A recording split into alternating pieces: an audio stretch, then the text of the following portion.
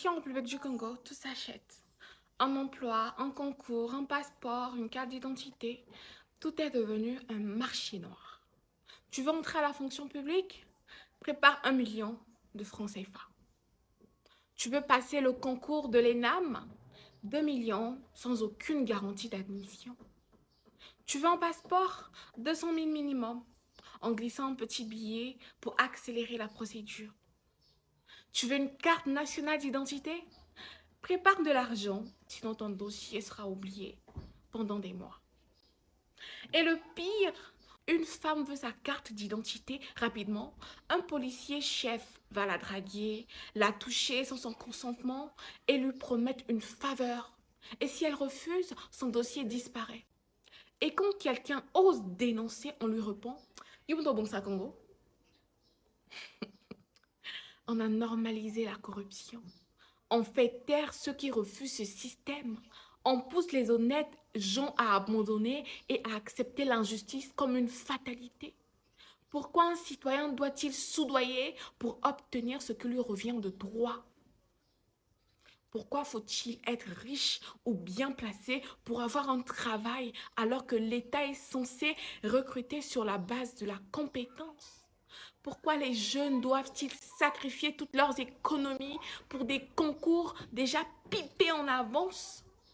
Pourquoi doit-on supplier et payer pour obtenir une simple pièce d'identité? Et après, on ose nous parler de méritocratie?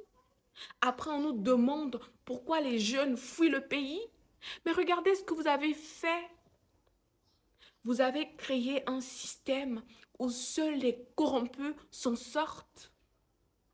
Vous avez transformé la fonction publique en réseau mafieux.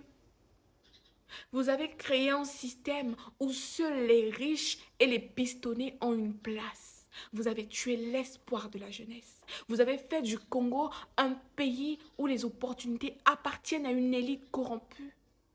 Un pays où l'accès aux services de base est un marché noir ne peut pas avancer. Où sont les autorités quand des jeunes sont ruinés avant même d'avoir un poste? Où sont les dirigeants quand les policiers harcèlent des femmes au lieu de faire leur travail? Où sont les autorités quand l'administration publique est devenue une mafia? La Constitution est claire. L'article 55 stipule que tout citoyen élu ou nommé à une haute fonction publique est tenu de déclarer son patrimoine lors de sa prise de fonction et à la cessation de celle-ci. Alors pourquoi ceux qui s'enrichissent illégalement ne sont jamais inquiétés?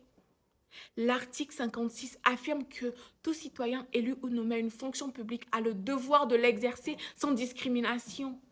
Alors pourquoi faut-il être riche ou bien placé pour avoir accès aux opportunités? L'article 54 interdit et punit par la loi tout acte de sabotage, de vandalisme ou de dilapidation des derniers publics. Pourquoi alors les fonds publics disparaissent-ils toujours sans que personne ne soit jugé? L'article 6 consacre l'égalité de tous devant la loi. Mais qui est l'égalité quand certains achètent leur réussite pendant que d'autres s'appauvrissent pour survivre? Nous exigeons des réformes immédiates. Nous exigeons que cette administration pourrie soit démantelée. Assez de ce système corrompu. Nous voulons une fonction publique transparente. Nous voulons des concours justes et méritocratiques. Nous voulons une administration où le droit ne se négocie pas.